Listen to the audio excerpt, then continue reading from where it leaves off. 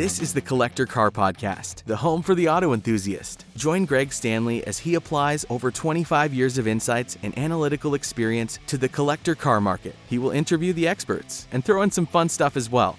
Welcome to the Collector Car Podcast. Today I'm going to review the market trends of Fox Body Mustangs, see which ones have appreciated the most in the last 3 years thanks to Haggerty's Price Guide, review the Dennis Collins collection that sold in 2017 and 2018, and see if it was a better investment than putting your money into the stock market. And I will recommend which ones you should buy now, if any. Actually, there's a few. So if you're more of a visual person, be sure to check out this podcast on our YouTube channel, where you will see all of the charts, graphs, pictures, and data I talk about during this Fox Body Mustang market moment. First off, I'd like to thank Sports Car Market for providing a platinum database subscription. So this gives me even more data to dig into, which you will see momentarily. It's always good to have more data. I will have our first ad for the podcast in Sports Car Market's December issue, so be sure to keep an eye out for it. And if you're watching online right now, this is what it looks like. As always, you can see all of the cool car places I visit while traveling across the U.S.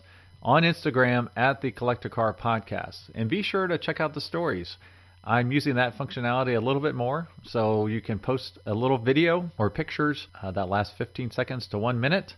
And they only last 24 hours. Then it's gone. So as I do like cool stuff like barn finds or some cool cars I'm stumbling across, I will be sure to use that functionality. A transcript of this episode will be posted as a blog on the website, thecollectorcarpodcast.com, with all of the hyperlinks activated so you can explore and visit the websites and articles I mentioned. Now, this might take me a couple days because that's a lot of work, but please stay tuned. So now onto some cool cars. So as most of you know, I have a love for all things Mustang. You can see my taproot car, which means the car that started my passion for cars in general, by watching the Simpler Times video on Petrolicious. That featured my 1966 Mustang, which I sold just a little bit over a year ago, and replaced it with the opposite of a Mustang, a 1996 996 911. So that Mustang was awesome. It was a 4-speed convertible, deluxe interior, factory A-code, 4-barrel car with limited slip differential. I was the 4th owner from new. That was a wonderful, great car that's now up in the Connecticut area.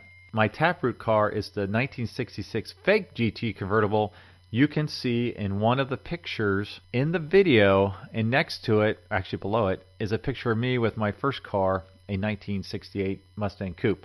So the fake 66 GT, you can tell it's fake because it still had the side ornamentation, even though it had the GT stripes and the GT logo, which it should not have had. It didn't have the dual trumpet exhaust or the fog lights, and I didn't know anything about Mustangs back then. I just knew it was the prettiest car I had ever seen. The 1968 Mustang Coupe was one I bought through my cousin, $1,000. I didn't realize it at the time, but it didn't have an engine, and red interior, 3-speed, straight 6 with no other options available. So about as basic as you can get. Now, while I was falling in love with the first generation of Mustangs, 2 buddies of mine in high school received new GTs when they graduated in 1989. Brett and Jason.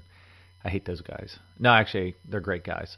Let's see. Jason got a white GT and Brett got a black one. Now, as far as I know, Brett still has his, the last I heard. Now, the first Mustang I actually ever drove was the first Mustang and the first 5.0 Mustang I ever drove, and that was the 1986 Fox Body Mustang GT. This is my taproot Fox Body Mustang. It was during college at Florida State. Ken Rinaldi was a resident assistant at Cash Hall in Tallahassee, Florida, and he owned it, and he let me drive it around the parking lot and in the underground garage.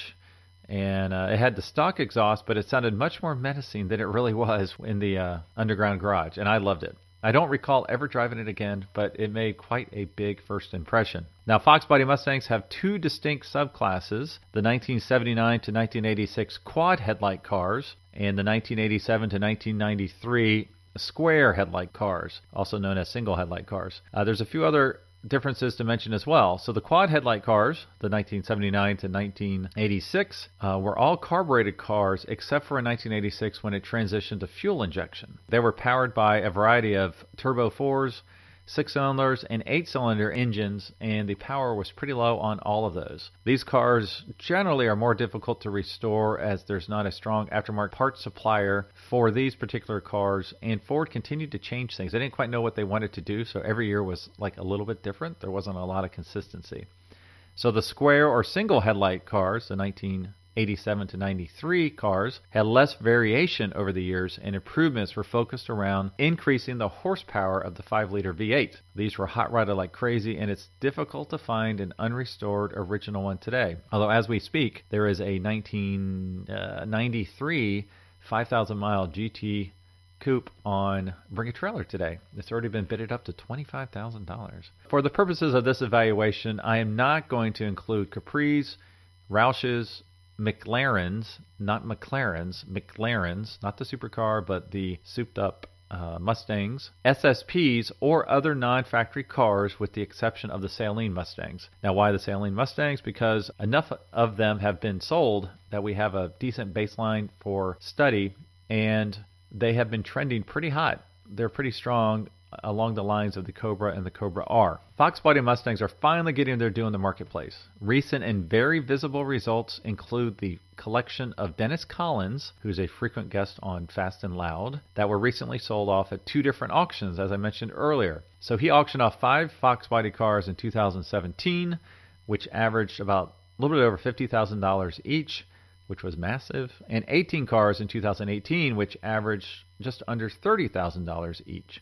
So these results were record-breaking and made national headlines at the time. The one that really made national headlines was the 7-Up convertible that sold for over $80,000. I believe it was $82,900. Now, the 2000 collection, you can see it here. A lot of cars, a lot of cool cars, and what they sold for. Then you can also see the 2017 collection. A couple other highlights. There was a 1985 Mustang SVO with only 7 miles, sold for almost $64,000. 1992 Mustang GT convertible sold for $44,000.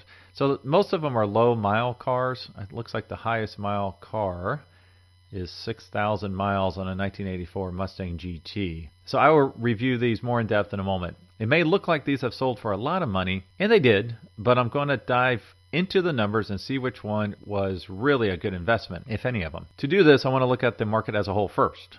So my data, as I mentioned before, is from Sports Car Market's Platinum database, and for the entire run of Fox Bodies, the average price by auction year went up 261%, which sounds really amazing. However, the first year of record was 1993, and the average price was under $5,000. So we really don't have any records prior to that that would capture cars selling, let's say in 1989, like a 1982 Cobra selling in 1989. Now by 2019, the average price went from $5,000 to $18,000, so it was a small base to begin with. And there are a lot of factors into this, including a lot more cars were coming to auction, inflation in general, and the growth of the auction industry. So a lot more cars were coming out because they have a lot more auctions in which to be sold at. And they're bringing more money because the price point of these cars kept on creeping up every year, as we all know. If you break out the 1979 to 86 quad cars, you see where most of the growth is coming from.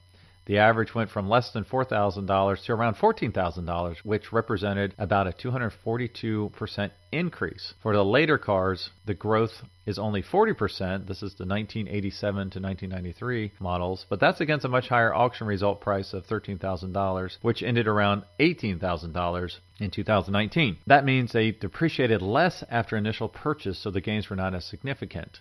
Now, when we look at the values for particular models, the data gets even more interesting. Over its entire run, the base GT's value has increased from just over $10,000 to around $23,000, which is 110% change. The value of a base GT for quad cars was $16,000, and for the later square Mustangs was $20,000. The Cobras are another story. The quad Cobras average value is $22,000. This will be like the 1982-83 Cobra. For the square Cobras, the later models, is just over $50,000. So big difference there. And the 1993 Cobra R is a real standout, with its value for number one condition being around $95,000. One recently sold in April 2019, Cobra R number 73, with only 580 miles, it sold for $132,000. So that's crazy money. So now we're going to look at what has appreciated in the last 3 years. I'm going to review these from the lowest to the highest increase in value. For a baseline, I picked my Taproot car, a 1986 GT, which has not done very well. It's only appreciated around 0.6% in the last 3 years, so I need to buy this car now. So the 1984 Mustang GT350 grew 4.5%. This is a pretty cool car. I never really appreciated it much in the past, but it has the GT350 side stripe, which harkens back to the 1965 GT350, which this car has nowhere near that power. They came in convertibles as well. The ones to watch out for are the 2.3-liter turbocharged ones. There was 104 turbo convertibles, and in total, turbo and hatchback, about 350 were made. So that's a really rare car, especially if you get the turbo convertible. The next one's the 1979 Indianapolis Pace car, grew 10.3%. Iconic colors on this car. You got the iconic graphics on the side of the horses running. Kind of cool wheels. They made a lot of these, so they shouldn't go up much more.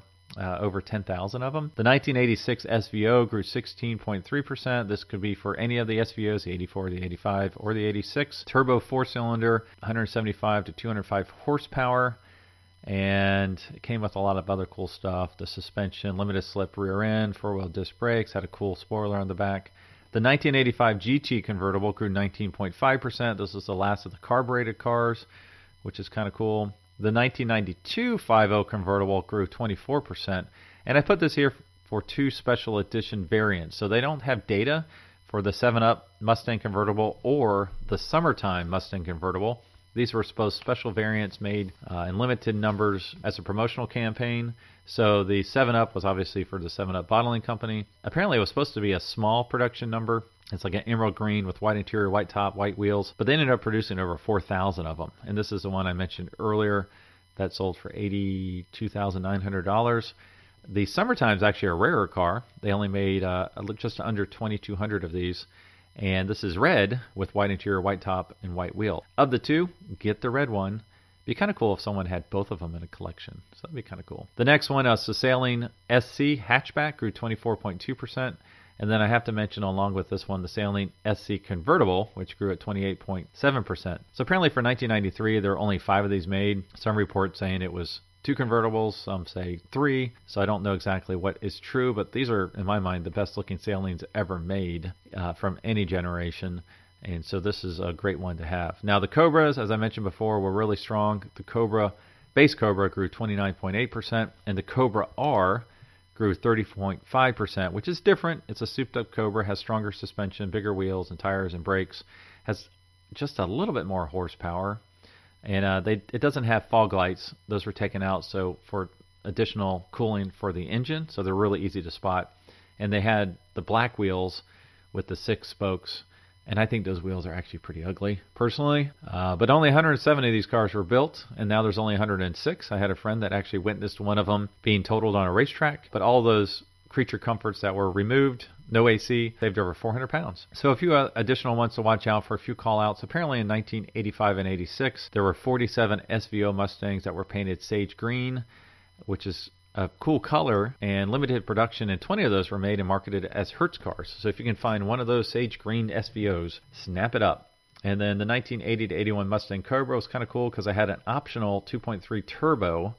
It didn't make a lot of horsepower. It was, 140 something out of horsepower, but still pretty cool. I had the big Cobra logo on the hood. So now let's talk about Dennis's collection. When you crunch the numbers, the record-breaking prices were a losing proposition. So what do I mean by that? I'm going to preface this by saying I don't know how or when Dennis bought these cars. It looked like his family is a car dealer family, like multi-generational family of car dealers. I'm assuming that they bought them new, probably at an invoice factory price, and just squirreled them away as a future investment, drove them a minimum amount of miles. So that's my assumption. Now, I don't know that for sure. He could have bought them 8 years ago or so, or bought them as they came on the market and got a really good deal. So the data I'm about to review compares investing that initial money, the money they took and put into a new Mustang, versus putting that money in the stock market. So, for example, if you invested $1 in the stock market in 1983, it would be worth $8.74. That was a depression year, so you got a better return that particular year because it was a rough year. So the original list price of a 1983 Mustang GT was $9,328. So instead of buying a new 1983 Mustang and squirreling it away as an investment, hoping to sell it one day for a huge profit, if instead you invested at $9,328 in the stock market, in 2019 it would have grown to $81,489.13. So in this example, Dennis's Mustang sold for $33,000, which at the time seemed like a win until you realized that you would have an additional $48,000 if you had invested that same amount of money in the stock market. And this doesn't factor in car insurance or the cost to store a car for so many years. So how did Dennis fare? If you look at the whole collection, how did he do? If he bought all of these cars new in the year that they were new, he would have invested over $300,000. After the dust settled from both auctions, he netted out $834,200, not counting auction fees, which we're not going to worry about, and also transportation fees and all that kind of stuff.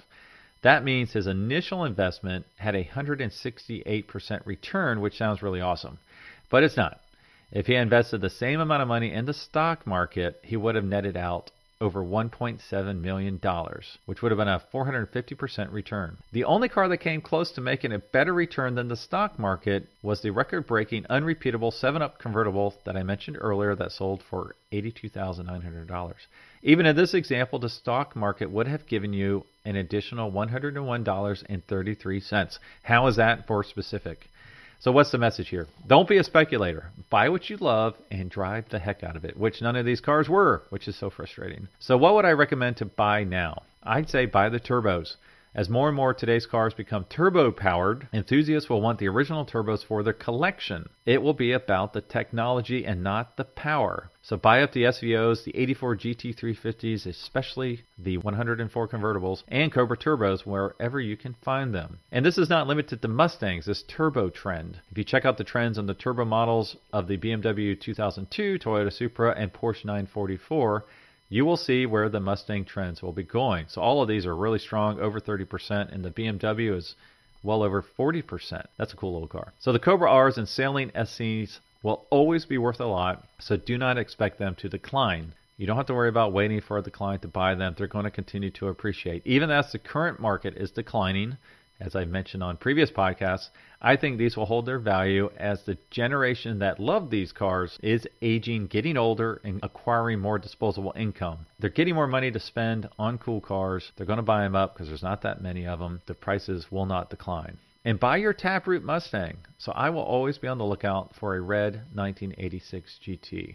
If you have a really immaculate, gorgeous one, shoot me a note. That's all for this week's market trends. Agree or disagree or need to correct me on an errant fact? Shoot me a note. Respond to my blog, comment on Instagram, or DM me directly and I will respond. I'm hoping to have a quote-unquote Fox Body expert to dispute, correct, add value to this episode in a follow-up episode. As always, keep your foot on the gas and the tires pointed straight.